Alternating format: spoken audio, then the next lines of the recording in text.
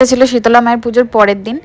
তো hello guys, welcome to my another mini blog. আজকে আমরা চলে গেছিলাম সকাল সকাল ঘুম থেকে উঠে বাবা ভূতনাথ দেবের মন্দিরে পুজো দেওয়ার জন্য। তো দেখো উঠে সকাল বলতে কি ওই 7টা সাড়ে 7টার সময় আমরা বেরিয়েছি। তো উঠে রেডি টেডি হয়ে আমরা দেখো বেরিয়েও পড়েছি।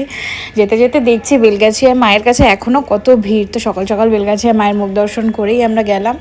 গিয়ে আমরা লঞ্চে করে যাচ্ছিলাম। তো আমরা লঞ্চে উঠেও পড়েছি। কত সুন্দর দেখতে লাগছে দেখো একবার, ভিউটা এত ভালো লাগছিল। আমরা লঞ্চ থেকে নেমেও পড়েছি। নেমে পড়ে আমরা হেঁটে যাচ্ছিলাম মন্দিরে যাওয়ার আগে এখানে আর অনেকই মন্দির রয়েছে, তোমরা তো গেছো জানোই, দেখেছো। আমি এই নিয়ে 2বার গেছি এই বাবার মন্দিরে, বেশি যাইনি আমি। তো গিয়ে ওখানে ডালা কিনছিলাম আমরা, ফুল টুল যা দিয়ে পুজো দেবো। তো নিয়ে আমরা ঢুকে পড়েছি। পুজো দেওয়া আমাদের মোটামুটি হয়ে গেছে। এখানে পুজো দেওয়ার পর আমরা আরও আশেপাশের মন্দিরগুলো দেখছিলাম। এই যে মন্দিরটায় আমরা যাচ্ছি, এই মন্দিরটা ভেতরে ক্যামেরা অ্যালাউ ছিল না, তো আমি ভিডিও করিনি। বাইরে এসে আমরা এই কর্পূর দিয়ে পুজো দিচ্ছিলাম। তারপর মোটা বাবার কাছেও গেছিলাম, সেখানেও ভিডিও করিনি আমি। তো ওখানে পুজো টুজো দিয়ে এসে এবার নিজেদের পেট পুজো করার জন্য আমরা একটা দোকানে চলে গেলাম। গিয়ে ওখানে কচুরি খেলাম। খেয়ে তারপরে আমরা গেছিলাম কুমোরটুলিতে গেছিলাম, কারণ ওই বিয়ের মুকুটটা কেনা বাকি ছিল। তো ওখানে গেলাম, আমরা ভাবলাম ঘুরেও নেব।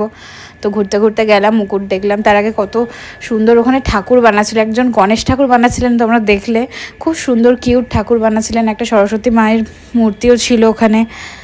তারপর মুকুট কেনার আগে আমরা চলে গেছিলাম চা খেতে। তো চাটা খেয়ে এখানে একটা পুরনো যুগের রেডিওর দোকান আমরা দেখলাম। এত পুরনো রেডিও আমি কোনোদিনও দেখিনি, এরকম এত পুরনো রেডিও। তারপর আমাদের মুকুট টুকুট কেনা হয়ে বাড়ি আসার সময় দেখছি কুকুরটা ভ্যানে করে যাচ্ছে। হ্যাঁ, আমাদের যখন পায়ে হাঁটতে কষ্ট হয়, নিশ্চয়ই ওরও কষ্ট হচ্ছে, যেন ভ্যানে যাচ্ছে। তারপরে এই বাউন্ডুলে ক্যাফেটাও আমি খুঁজে পেয়েছি। আমি প্রথমবার দেখলাম, আমি কোনোদিনও যাইনি বাউন্ডুলে ক্যাফেতে।